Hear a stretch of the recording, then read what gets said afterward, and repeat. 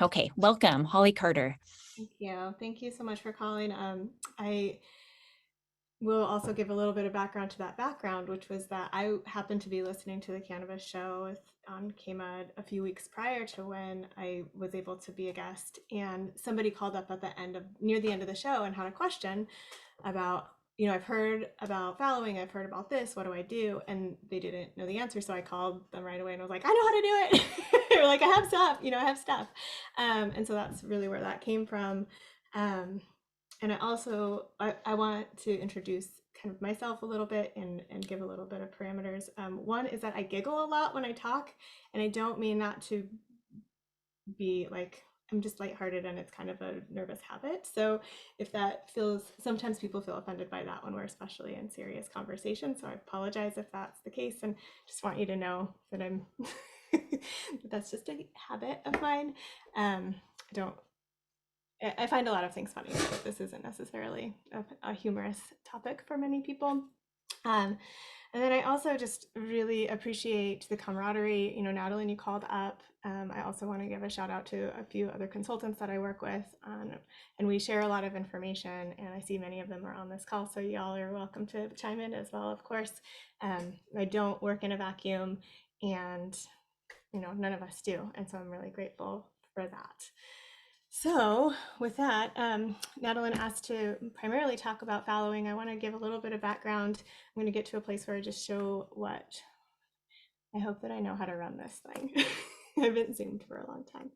Yes, okay. So, my business is Oxalis Integrative Support Services. We're formed in 2018 and are rooted in Garberville as our main office. We primarily work with farms, but also other supply chain people, and my own background in this field, within cannabis, is that I was working with a distributor before I worked with Oxalis, so I had brought some sense of supply chain and just read regulations and seem to understand them.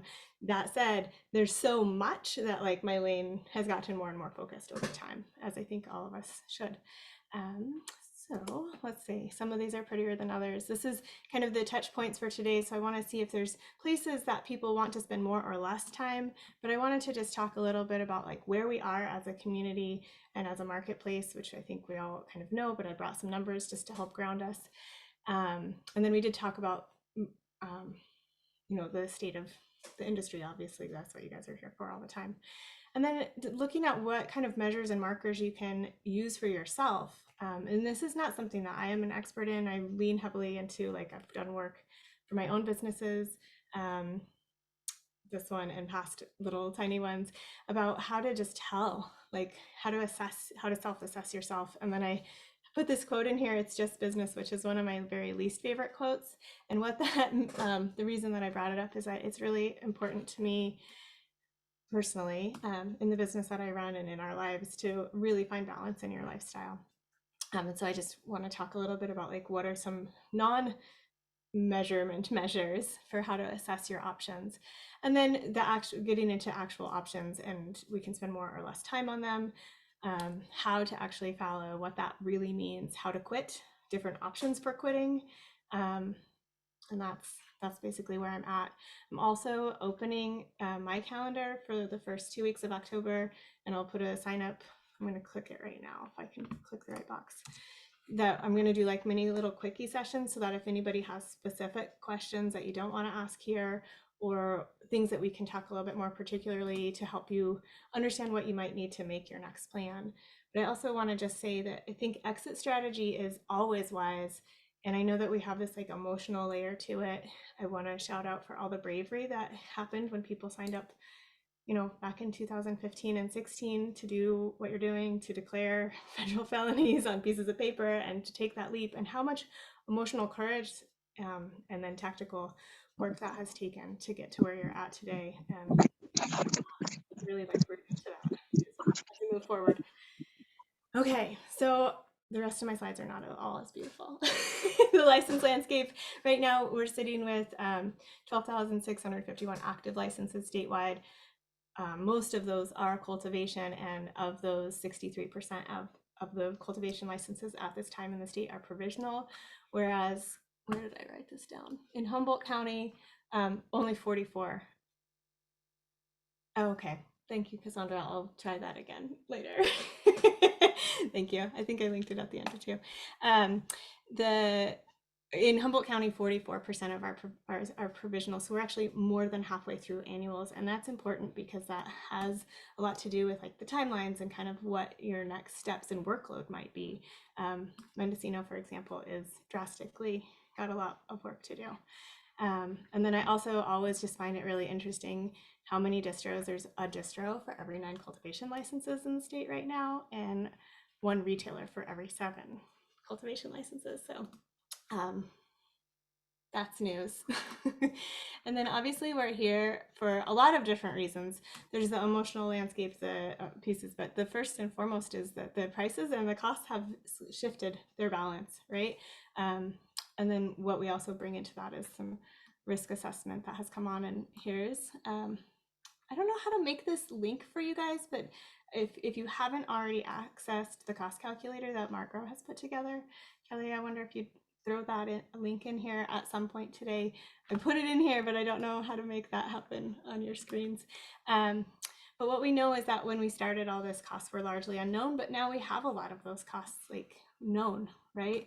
And so if you haven't sat down and gone through all your bills and kind of put them into different categories, maybe things, I work with categories like what's fixed, what is absolutely necessary, what's flexible, what I have a coach that calls it like what's a critical operating expense, like you have to do that to get to your buyers, something like a turkey bag as for a small, like a teeny tiny example, but all your licenses and permittings and everything, and hopefully that's going into COGS so that you're getting tax reductions on them, and work with your accountant on that. And then obviously we've seen like the pricing tank, and I don't know how to do this, but like, do y'all think that that's gonna change? And so that finding that balance again is really tricky when we used to kind of be more paid for risk and more rewarded as well. And then we also have a lot of the costs that weren't there before. So the costs are rising. Obviously, we know all these things, but it's just a nice shout out to really look at especially the costs side, because the pricing is a little bit more out of our control, right? And when I say ours, I mean you. So I didn't stop and ask if anybody wanted to do things in a different direction. If that, well, okay. Holly, I think you're doing great. I talk really fast and I'm just barreling through. So then I wanted to talk about the next piece to sit and assess with is compliance and regulatory considerations. Like really take a snapshot of your own licensing and permit status, what work you have left to do, and then even your business status. I've been running across things where, you know, we do records reviews with people, and there's a lot to keep track of, and there's a lot in a year to keep renewed with, and one little thing can like start to unravel the threads. Not only can it become costly, but it can actually put like the standing of your business to be able to do business in the state of California, which when we're looking at federal interstate trade, you're going to have to be able to do these things. If you're going to put your work into other states, there's going to be licensing and permitting considerations and maybe compliance considerations, even if you're just shipping and you're only working here and you're shipping out. The states that you're touching, you'll have work to do there too in the compliance and regulatory considerations piece. So something to keep in mind. And then really just taking a strict hard assessment of what your timelines are, what your conditions are, what your mitigations are, what land work needs to be done, and really thinking a lot about timing. And if you haven't mapped that all out yet, either doing that yourself, gaining support to try to do that, that's something that we're working with people, just assessing like, I don't have engineers, I'm not an engineer, we haven't done any of the actual like site management plans or LSA negotiations, but taking those things and saying, here they are, what's your timelines? Like what can you functionally fit into a year? What are the cost estimates of these things? What can be extended? What can't be extended? And really prioritizing that work. And then those kinds of things will feed into decision points, right? Especially if you're considering taking a pause, selling, transitioning out, closing your business, looking at those costs, and then the reality check of, can I cover those costs?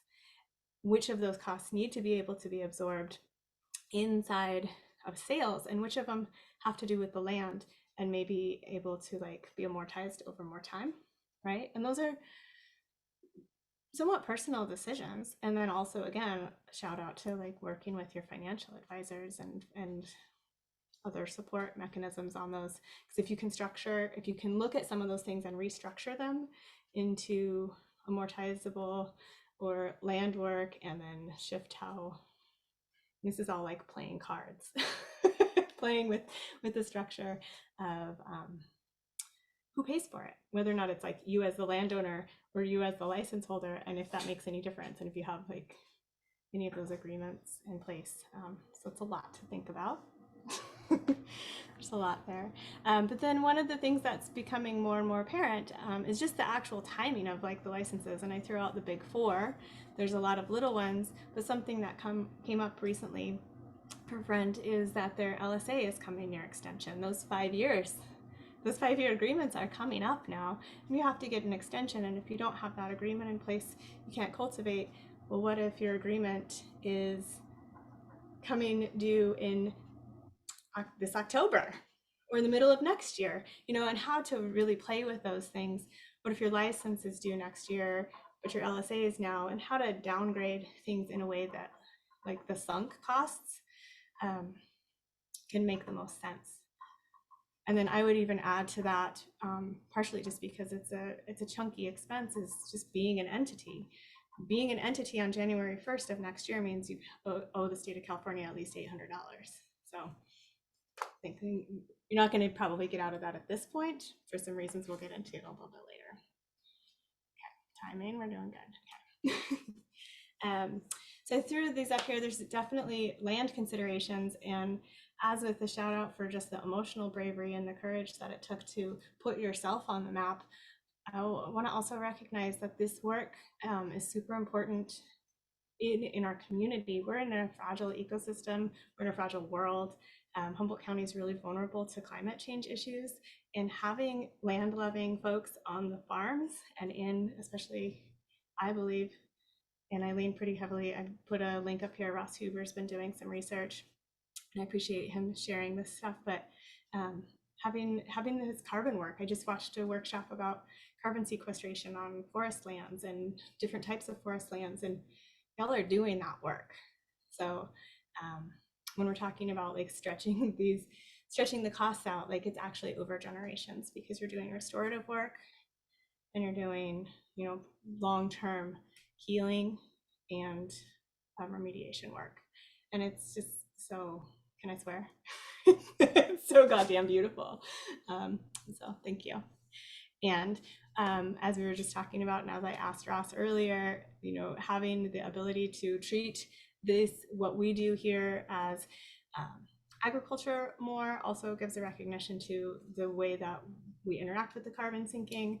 And as this old school graphic from ICFA way back in the day that shows just how much carbon goes out into the universe, into the air, just by different types of cultivation methods that are less prevalent here. Yes. Good work, Polly. That's amazing. And so then all of that kind of taken into consideration, there's this concept of the triple bottom line, the people, the profit, and the planet. And obviously, like, that's, I like to put them maybe in a different order, so you can pick your order. And then the world is just really, I don't know, the world's really counting on you. I threw up the Southern Humboldt Values Conference values. I don't know if you can see them very clearly here. I'll share them with anybody. This came out of 2017 conference that I assisted Rio Anderson in putting together, and it was really to memorialize, like, what are we doing? And this is one piece of my bottom line. Like, I check in with these things when I am struggling with how to make, especially a community decision, a decision that will impact my community. So all that said, then also I probably could have put this one flipped, but lifestyle. What do you like about running your business, running your farm, doing the work, like, and that includes the paperwork, having your properties open to inspection, having your properties open to enforcement. And then your own work-life balance, like how are you maintaining that? And I say that from like a heart-centered space where we all need to remember that that stuff's really important. And at the bottom of this, I've been hearing a lot of the challenges are deep. And so I want to give a shout out to just listening to each other and really caring for each other and caring for ourselves. If you don't feel like you can access help, you can always access help for mental health and well-being. I know this article was circulating not that long ago about this issue, and we have mental health concerns. We have a lot of them in this community, and I just hope that you'll take this number down and hold it and share it with people if that's necessary. It's the only one I could really find, but I believe that there's always help available. So. But one of the questions that comes up here about just lifestyle too is just those risk tolerances, and the risk has shifted, and how are you adjusting, and how's your family adjusting, and what would that be like to adjust out? So taking all that into consideration as you approach these decisions, which is not easy to put into a presentation. I made this one that's called Future Telling. This one's super blank and boring, but it's also what was being spoken to and just constantly being involved in the regulatory changes. Some things that when I've been talking with people about their personal decisions that I like to put out there is, and y'all are probably as informed or more than a lot of people by just participating in these calls, is that the large licenses and medium licenses are slated to come online starting in January. What that also can mean is that some people are going to be able to, what I'm thinking of as scoop your licenses. So if you've had multiple, and especially ones of different types, like the mixed light tier 1 for light deprivation and outdoor, be able to scoop those into either a smaller tier or a larger, like scoop everything up, put it in a medium outdoor. And it might save you a lot of money and a lot of headache and a lot of compliance work and records work and those kinds of things. So looking at what your structure is, if the proposed regulation that's lifting the prohibition on light deprivation and outdoor does come through, which is, I mean, why not? We've only been asking for it for 6 years or 5 years, like finally. If that comes through, that would reduce a lot of license fees by half. So that's an amazing piece. I've started conversations with people from the DCC, and I encourage everyone to ask these questions about how will that happen automatically? What kind of easy form can we fill out to correct these things rather than reapply, since it is such a big shift, and it's a regulatory shift, not even it's just an interpretation. So we want to just scooch over without having to be re-reviewed. And the way that I talk about things like that, just as like hint hint, is, hey, we want to save the agency money by not making you re-review these entire licenses all over. You've already done it. We have no lighting, just scooch us over. So I'm really hopeful for that. And then little things, it's the little things that can be big things, of like not having to wait every plant has been proposed. We haven't seen those regulatory timelines yet. Probably, just the way things go, November. Because, why would they put that into effect this year? That'd be crazy. Hasn't happened yet, so harvest has begun. Yes, Cassandra, that question, that's a great question. It would have to be on the property that's already licensed, is the way that so far what we've seen is proposed regulations for large licenses, which then included lifting the prohibition on having only one medium. And the way that is all written is that it needs to be on currently licensed property. That said, contiguous properties can have, like, you can have a license that crosses one property, and that's been true forever. So that'll still be true. So you can reconfigure so that you can have like one, like I have several clients that have like 2 properties right next to each other. Yes, if they don't touch, that's a problem because the properties are not contiguous. If they are contiguous, then your license can cross borders.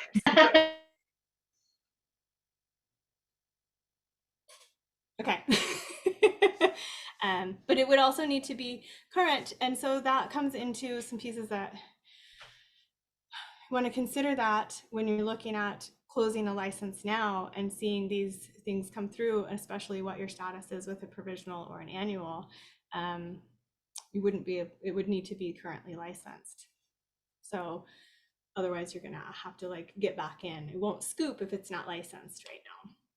So there's going to be some pros and cons about those kinds of things. And then locally and federally, I think this is just also a shout out to keeping your eyes open, keeping your ears to the ground, keeping involved in organizations and talking to each other with like really grounded information. We're one of the, somebody correct me if I'm wrong, but we're one of the most highly regulated industries in the country. So being involved in lobbying, being involved in compliance, legislative watching, if you can't do it, and that's part of why I formed the business that I did, because I was like, we'll be damned if somebody can't keep things going, because it's like the access to computers or paperwork or just not, any of that. It's cumbersome, and it doesn't need to only just be giant businesses.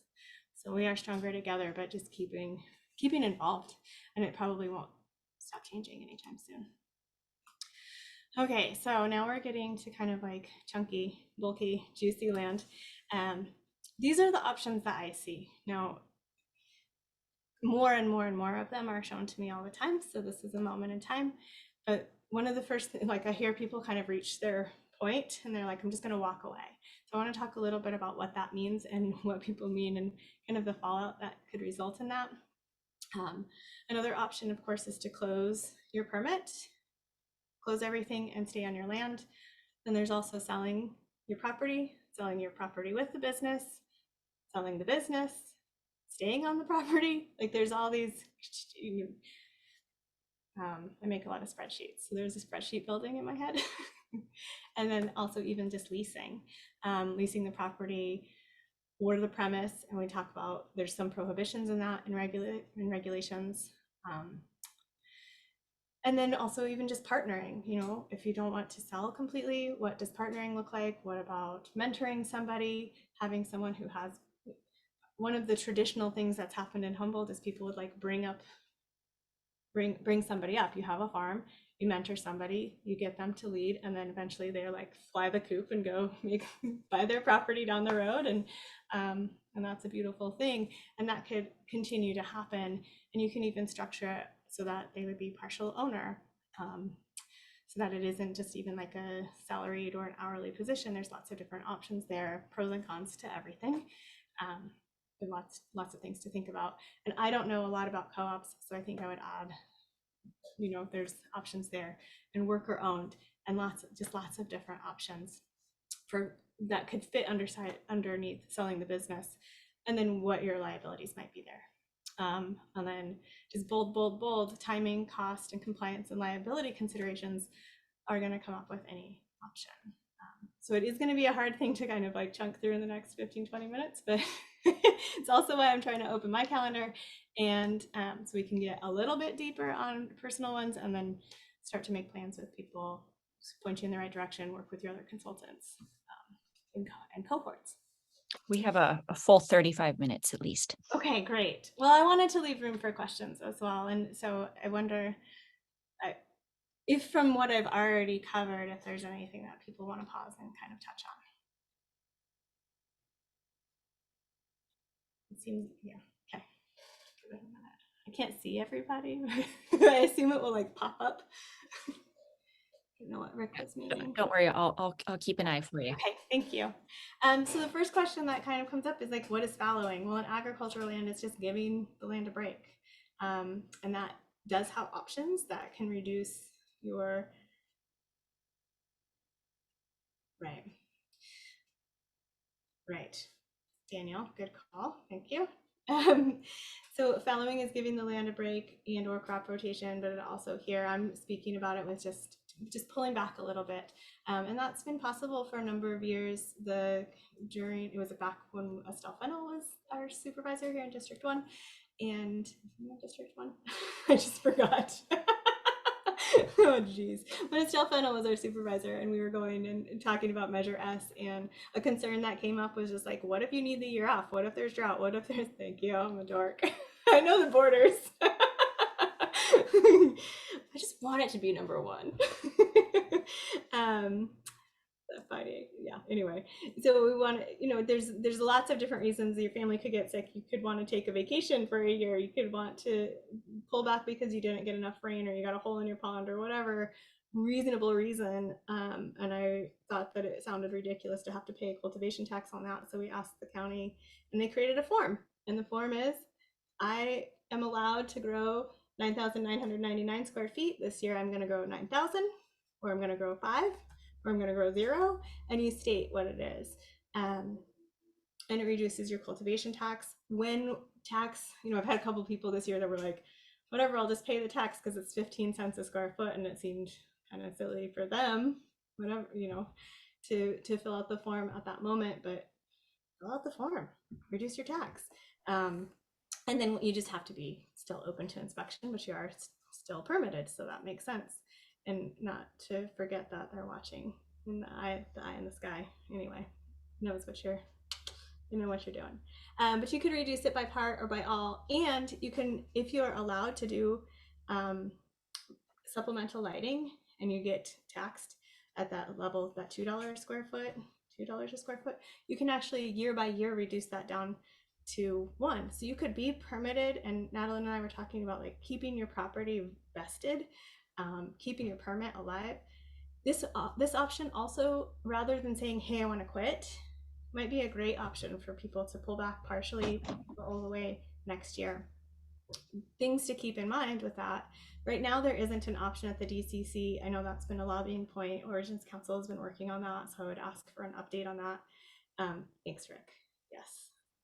Is there a change in fees this year for farms that are fallow? In the past, they've allowed, so they ask for this form to be filled in at the county, and they create the new form every year, and they put it on the main website, the permitting website, and they ask for it to be turned in.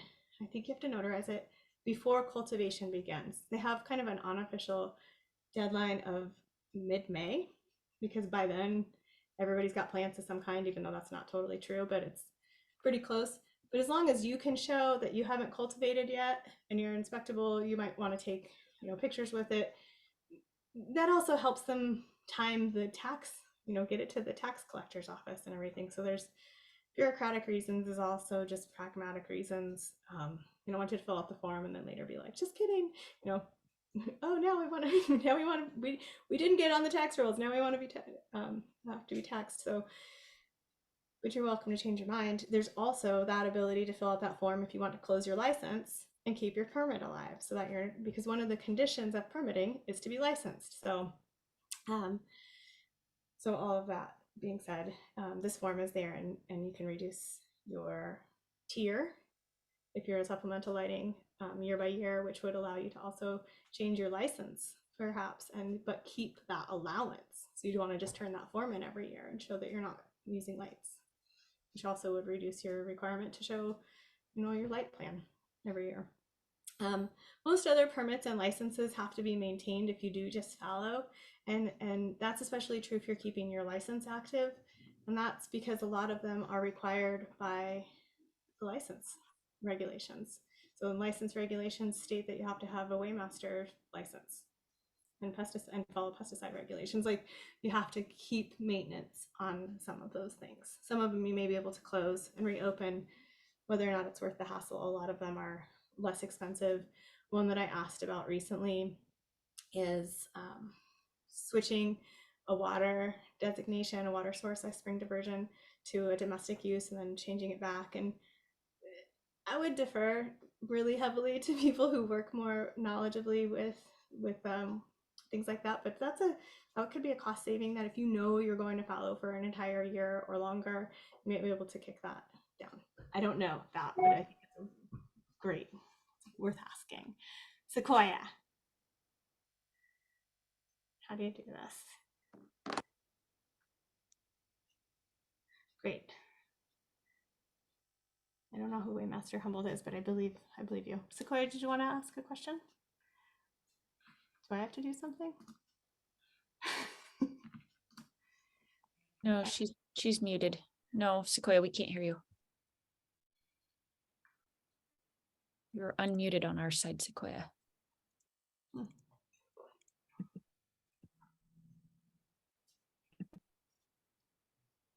I did want to put a quick note in and ask Holly. Can you hear me now? Oh, we can hear you, Sequoia. Go for it. Go ahead. Sorry, I figured it out. Okay, so Holly, have we heard anything from the county about being able to fallow with the county more than a year in a row? I've never heard anyone say that it's not possible. And I have not seen a provision that prohibits that. No, I haven't either. It is a year by year declaration. It's also been used when people got permitted and hadn't been licensed yet, and so they like made you fill out the like they're like, okay, I'm not licensed yet. You know, there's a lag time with getting things ready. Yeah, I've seen. Thank you, Kelly. I assume that's Kelly coming from Margot, but seen farmers submit year after year. I have as well. I've had somebody do at least 2 years. He maintained his license because of legacy genetics, but that has been fine because he's not transacting any business that he's not cultivating. So that's seeds, not mothers. That might be treated differently because then you're tending plants. So you have to watch. Like, what if I forgot to say that? Sequoia, did you want to go, honey? Yeah, sure. I just wanted to speak to two things that we've experienced because we have been going through this process of fallowing for our farm. One of the things you might have mentioned it and I missed it, but I didn't hear it. You were talking about the water board and water use and stuff is the SIUR. That was something that we went ahead and I guess basically reversed. We had them pull it and we're not going to use it. And then, but when we do grow again, we'll have to do it again. But that was a, $800 a year expense. And so and what was weird about our situation was we actually had an LSA that gave us water rights for agriculture and domestic use prior to even cannabis licensing. So that was in place when licensing happened. And so then we had to go through this whole process of figuring out how do we now convert our agricultural use into cannabis use. And that kind of is where we ended up getting the SIUR, but still had the LSA for domestic use. And you were talking a little bit about that a minute ago with like household use versus commercial, right? And how to do that or where to do that. So that was one component of it. And then the other thing is that we actually did also just do the fallowing at the state level via the name on the list, and I was asking them what that meant. Yeah, with the that was through the disaster relief program. And we just told them that we had been severely impacted by the fires and by the market conditions, and that we weren't going to cultivate this year. And we were asking for relief from paying our cannabis fees while doing that. But we wanted to be able to make sure that we were still like in good standing and active, especially for the local trellis program. It became important. Yeah. And so what they did was they actually created a new license status that's called not in operation instead of inactive or expired or suspended. And so that not in operation is a still in good standing status that they made to be able to, if you are using the disaster relief, or I'm sure there might be other reasons too. That's just the first one where you can have your permit not in operation. And then, but the bad news about that, and I hope this is something that maybe we can work on as a group and as a community, is that one of our problems we're going to face, and I told them we'll just face that bridge when we get there, is that our license renews in August. And so we had to agree that for 1 year, we won't cultivate on our land. And so when it comes to renewal next year, we can't renew till August, which means how do we plant? How do we prepare? How do we do, things in June or July? Right. And the one thing right. that they did tell us is that we are allowed to maintain genetics, and we're allowed to have seeds, and we're allowed to have plants on our farm if we're maintaining our genetics. And so if we were to have like mother plants, we could have those. We don't, we do have seeds. And so we could potentially propagate some seeds. However, we wouldn't be able to like buy clones from a nursery or something and bring them onto the farm because we're only able to maintain the ones we have. And so that my problem is like, okay, where do we actually re-enter the marketplace or re-enter with cultivation activities? Because August won't do us any good. It's too late for us to start doing stuff in August. And if I'm not going to do it, and if I can't renew in June and I have to wait till August, like then do I wait till the next year? I don't know. And so that's a huge problem, but I couldn't deal with it right now. And I just said, we'll cross that bridge when we get there. And, I have some ideas in my mind of what I might do, but so yeah, that was a problem. That's a really interesting one. I just ran across that because I was pulling the statistics here that's not in operation. And Sequoia, I might have questions for you as well, because I heard you say two things. I heard you say the emergency declaration from the fire. My understanding of that disaster relief, and so that's freaking brilliant that you used that you requested relief from paying the fees. That's totally brilliant. But I don't, what I've understood before for that regulation, that like opportunity, is that there has to be an emergency declaration in place. And so I would be very curious if people would try that for market conditions, because there's no emergency declaration been made by any layer of government, whereas there has been for fires, floods, other things like that. So Yeah, they didn't say one region was, breaking news, right? It's like, that's an amazing opportunity.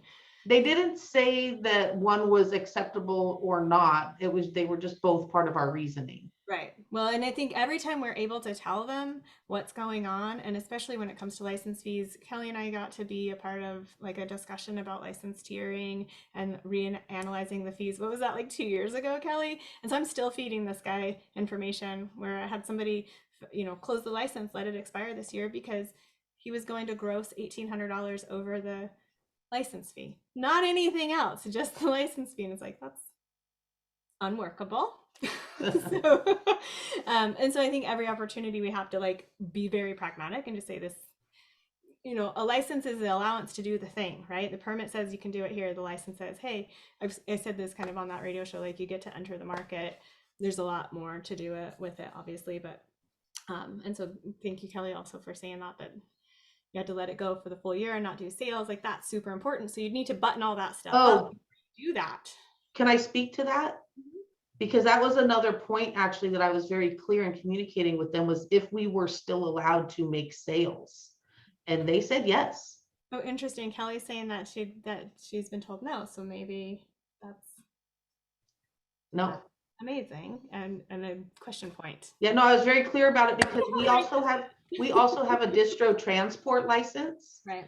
And initially they had told us, because you still have a distro transport license or your distributor license, it doesn't affect your ability to make sales. And so I went back to them and said, well, the regulations are very specific about that a distro license can't hold title. And I need to know that I can still make transactions if I have a distributor and not my distro license. Because at first I wasn't sure if they were referring to the Sun Growers Guild because I'm on that license, or my transport license, which I'm on also. And I wanted to make sure. And they just clearly came back and said, it doesn't affect your ability as long as the movement is going through a licensee. Right. Okay. Well, that's super interesting. Thank you, Sequoia. Ross, you had your hand up for a minute ago. Did you want to? Yeah, operate. I've been told that too. Like operate is operate. Although in the past, when there was the opportunity to send in that letter to say, hey, we're not going to cultivate, like take the break, there was that they never allowed us to actually say, hey, you're taking a break. Yeah, we know it's cute and all that you're sending this in that says you're not in operation, but we're going to inspect in the middle of winter up your dirt road anyway. It's like, okay, sounds good. And we wanted to make sure that didn't mean that you're not going to do sales or anything. But and then I also have 30 days to close up my metric. So I have to get everything out of metric within 30 days. Which is true when it expires too. And I want to thank you, John brings that up. We'll talk about that too. Cassandra had a question about whether or not we got to see the study, and that study, what we base the state regulations on, has been released years and years and years ago before the BCC was a BCC and was part of the early license assessment. So that is old news, and yes. But it wasn't part of this new committee of like the new assessment, and I don't recall what I've seen there. It was just more like they were trying to pick our brains.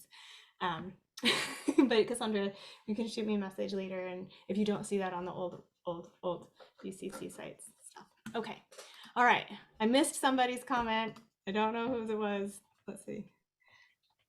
Is there a meeting to discuss the conflicts with Trellis and the grant program? Okay. Agreed. I hope there's a meeting too. And that's a part of what's so weird and hard to make these decisions, right? Is that there's all these layers.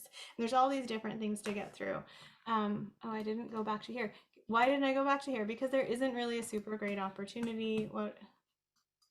I think I'll get into that when I say we want to quit. Okay.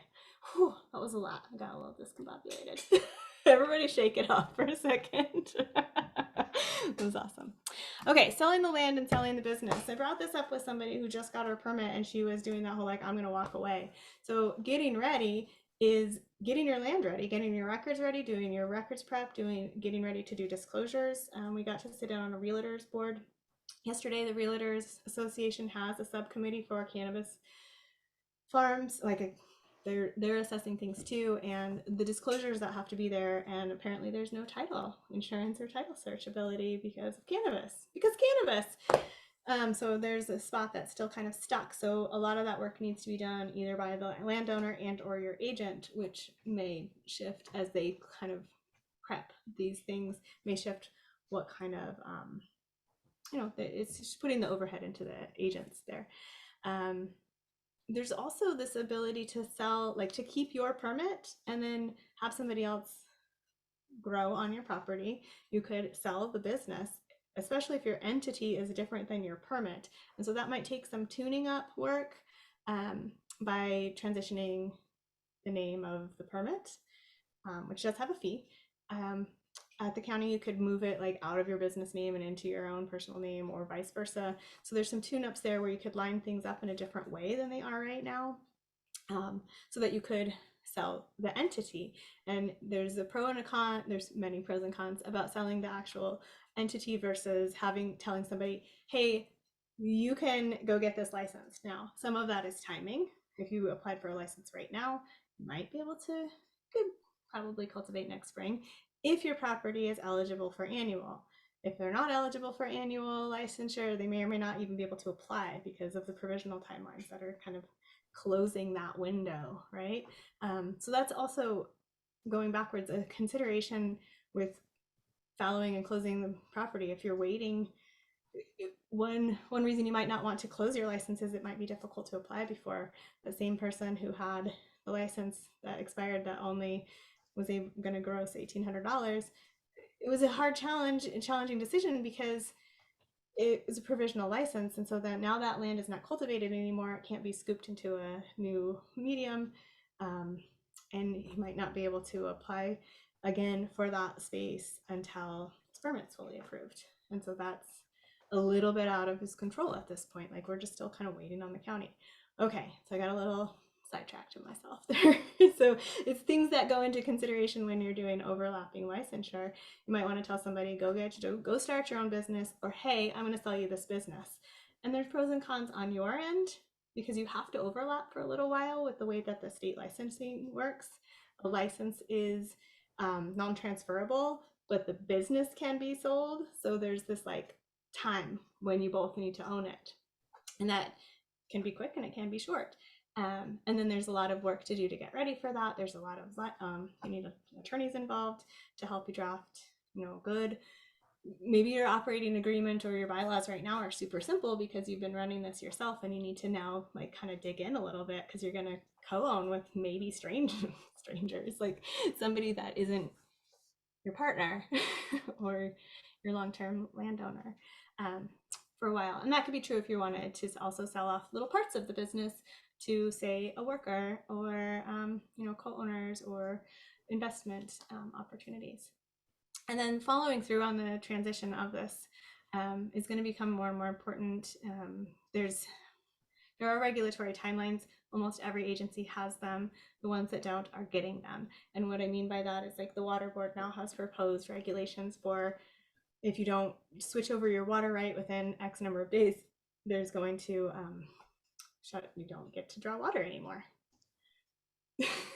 So that would be lame, and you get fined every day after. They were proposing 30 days for 45.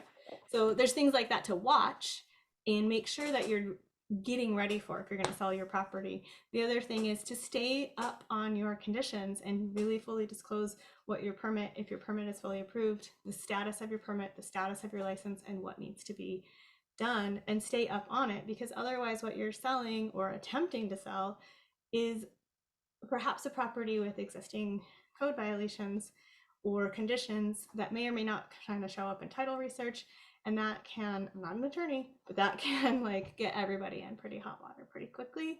and or make your property unmarketable. So when the person was kind of like, I'm throwing up my hands and walking away, like what the extreme of that is, you now have a piece of property that you may have owned for 30 years or 2 generations or whatever that is now unmarketable. So consider that. And sorry about my squeaky chair. Is there stuff I should address over here? Okay, great. So then I want to quit. I'm done. Now what? And so when I look at this too, it's like, what would quitting look like? Recently, my business also went under a transition. My partners left. I was like, maybe I'm just done. And there's nothing wrong with that. And I think it's harder when you're more, I mean, y'all been doing this for a really long time on the properties that you've been doing it and going through a lot of transition. Mine has been less personal, but what would quitting look like? So working backwards and saying, what would that actually be like? And quitting isn't, you can't just quit. If you don't do it with intention, and this is part of why I wanted to have this conversation, if you don't do it with intention and following kind of a nice unwinding plan, you could, again, get yourself in hot water. You, especially if you have entities, the entity, when the entity was born, when you created this entity, it has, for better or for worse, thank you, move to amend, corporate citizenship, it has a life of its own. And if you don't undo it, it owes taxes and has open liabilities. So closing that down with intention, I would advise kind of looking at basically a checklist and deciding for you which one makes sense to undo first. Some of these little ones are easier to undo. If you're going to close your license, you may or may not any longer need the pesticide things and the Waymasters and things like that, but you might for a little while. Might need a business license. You might need the license, but you can move all your product off site and continue to be paid for that product.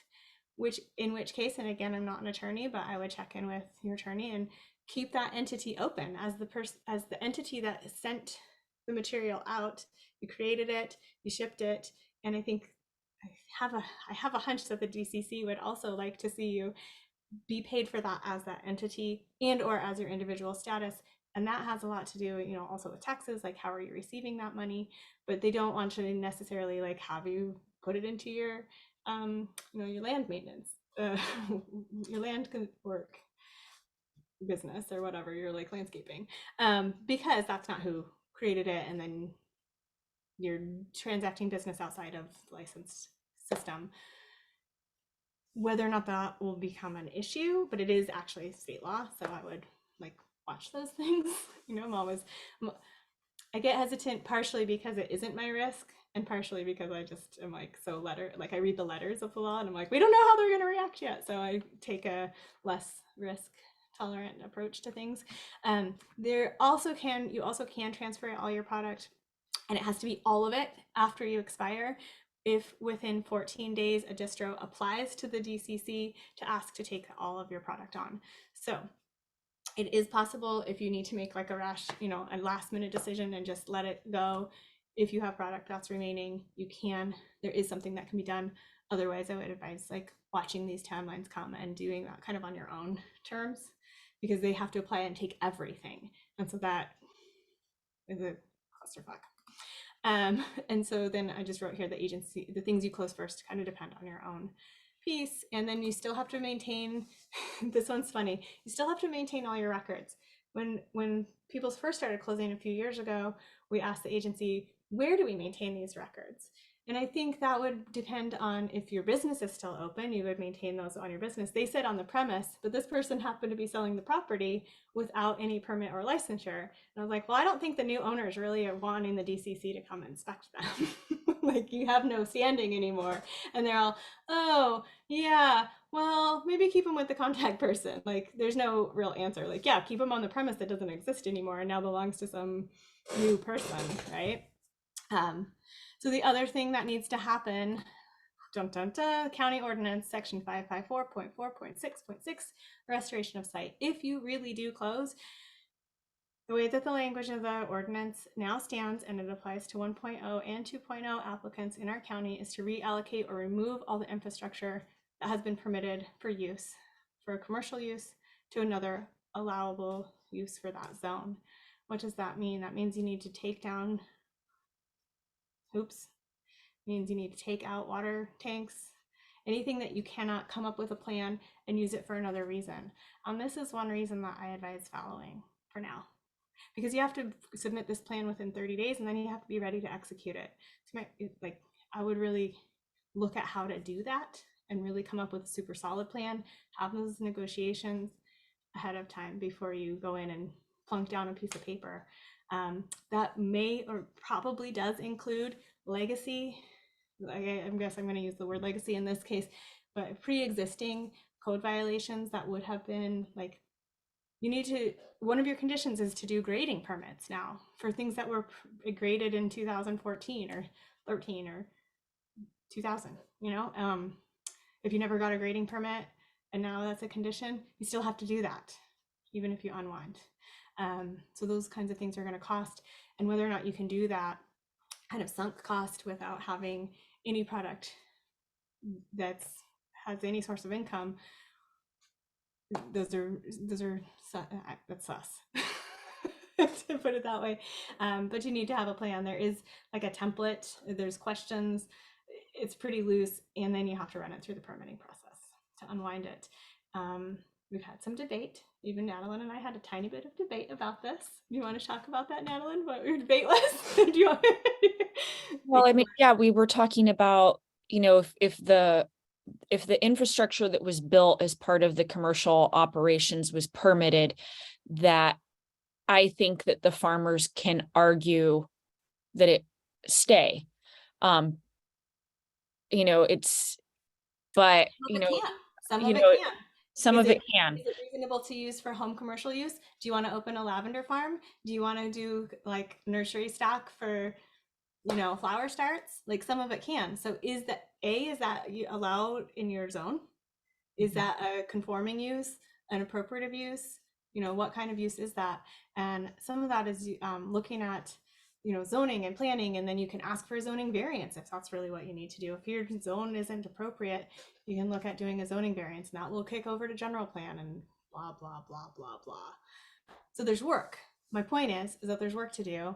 I suggest following for the first year and continuing to have these conversations and come up with a good plan, which also unfortunately means that we're talking about having some cost. And what we also were talking about is if someone is selling the land and I'm buying it from you and I do not want the commercial cultivation equipment, Right. then as the seller, you should pay to have it removed. You That know, is a negotiating point. That is a super solid negotiating point, to be quite honest. And I know that that has come up for at least one person that I know personally, where this thing, that how many times did I read that ordinance and how many meetings did I go to? And I was like, wait, what? Like, I'll admit that, like, wait, what? And then the more I wrap my head around it, the more I'm like, yeah, you don't want blight. You don't want to have, you know, we just had a storm run through last night and I watched, like, there's things that are getting destroyed. If you're not tending that land anymore, who's going to be out there watching all of that stuff? I feel it. I can hold compassionate space for the planning department and for needing to keep things, you know, I just want to button it up so that it's not, I mean, you're still under water board orders, still have water quality discharge while you're commercial. So that's where some of those pros and cons come in, is like when to call the quits on those things. Somebody brought up the LSA. Those agreements are in place for 5 years. You are expected to do that work. You could sign that agreement tomorrow and then quit next year, and you signed a 5-year agreement. So the timing on the extensions is what we're also starting to look at and try to understand. Because once you submit that extension, what if your extension is due next week and you still have plants in the ground? Like, you're still commercial right now. And we have a lot more oversight than a lot of other agencies. Yes, you do have to register for use. Yes, that's why I'm saying, like, if you are not doing that, you can pull that water board registration back, the Quality Act. And if you are cultivating, then you can. But if you're only going to follow for a little while, if you're going to be done for a year or you're not sure, like, looking at those things and asking the questions about what needs to be undone, because then you're going to have to re-notify. You're going to have to reapply, which means a new site management plan potentially, unless the old one is still valid. You know, so it's really looking at like, where are you? What have you done? Go through all those checklists. Really do a self-assessment. And that may or may not be able to be done on the first day of October of autumn, right? Like it's not a super easy time right now to do that. So getting the dates together. Oh, I said I would put that thing back up. I'm gonna try to. I did put on the front of my website right before this call. I put the sign up sheet. Cassandra, if somebody check if the website works, and I'll fix it. But these little mini sessions, I'm gonna hold sessions the first 2 weeks of October. They're just little quickie ones, but that's going to let us dive into more particular things and realistically what kind of support we can offer and or places we could point you for other types of support. And Holly, we can keep going. For Okay. anybody that needs to get off at 3 o'clock, this is being recorded. We will recirculate this out for public consumption. And so if you need to jump at 3, thank you for joining us. And if you would like to stay, we are here. So keep on going through this. Oh, say, I'm so close to being done. I just was like, now what? This is the end. Are we still on there? I lost track because I started looking at other things. I get so distracted. Just assess, act, lobby, and then pivot as you need at any point, right? And what does that mean? That means like I'm constantly looking at my own business and being like, we're here because you are. What does that mean? I pulled out a slide that talked about sales and kind of different types of sales. Do you need to pivot to where you're doing bulk product, not just doing bulk product anymore? Do you want to, have you been doing fresh frozen and that's not working out? How are you diversifying? I was talking with a friend of mine this week about like, y'all, cherry Coke isn't a thing anymore. I know that sounds like out of left field, like that's a nothing thing to say, but businesses go through transitions, and looking at the other avenues. Like you may have done this thing where you like grow OG or grow ice cream cake and you grow 1,000 of them and you sell them all next year in bulk pounds. And but maybe you got to do it a little differently. And maybe you got to do a little part of it a little differently. And I hope I'm not sounding like a brat when I say that. Because if, anyway. But looking at that and then looking at potentially how your skills translate to other type of work if that's the direction that you're heading in.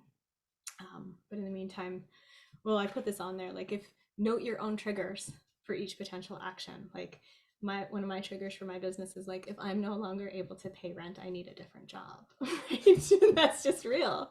How I could do that for a month. I can't do it for 3 months. You got to know your own kind of comfort levels with all those things. And that's where it gets pretty challenging.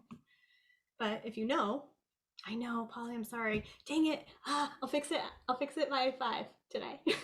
I'm trying to do the tech myself right now. It's maybe working.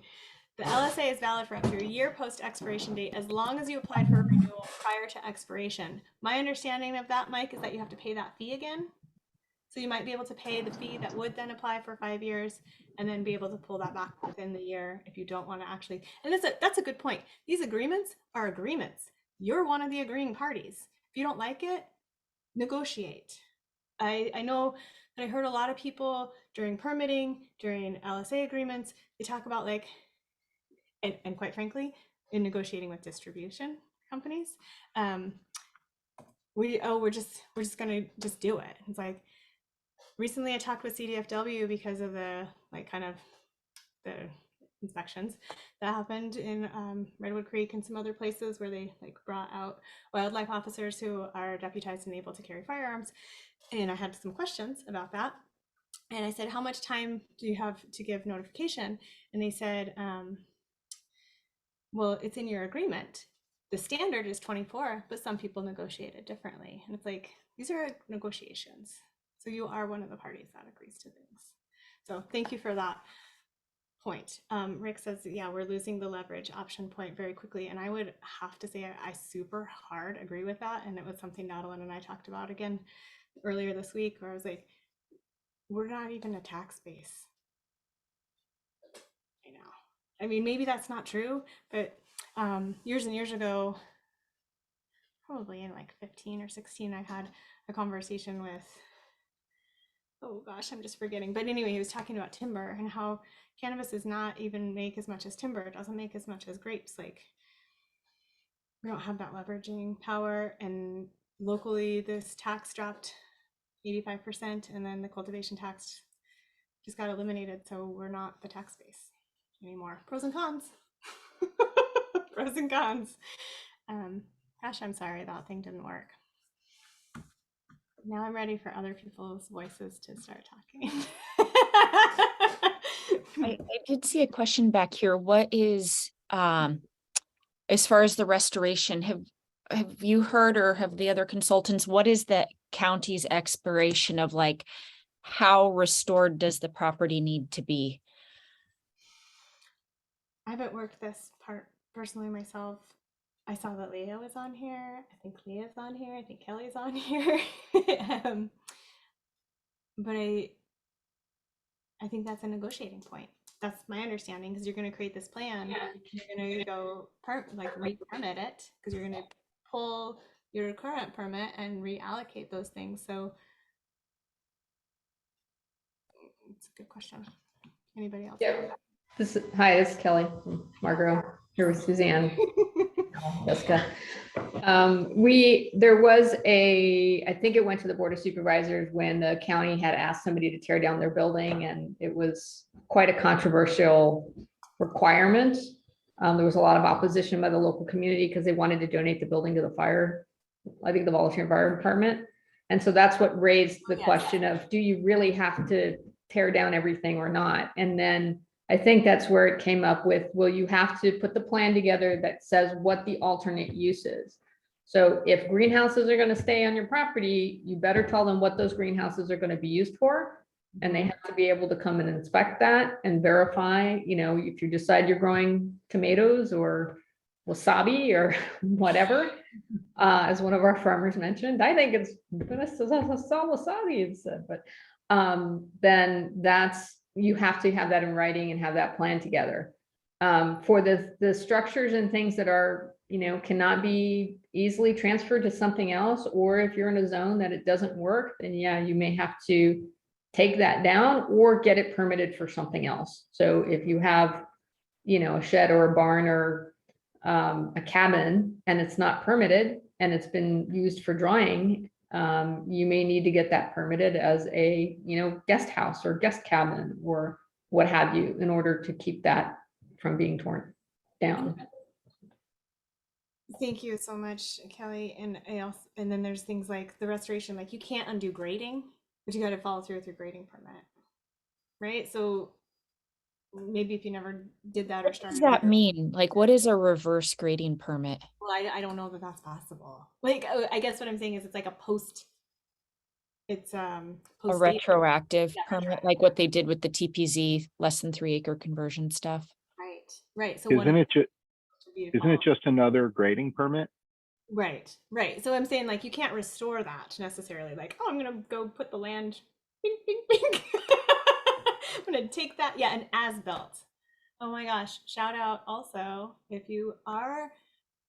This came up a lot during the kind of the grants. Is like what kind of things are connected to your home, what isn't connected to your home, and whether or not your home is permitted. And if you're not aware of, if you have a property with unpermitted structures that are residential at this time, I would encourage you to look at. This is like Orwellian doublespeak, the Safe Homes program, which is where they're going to like not give you a million penalties for permitting that house.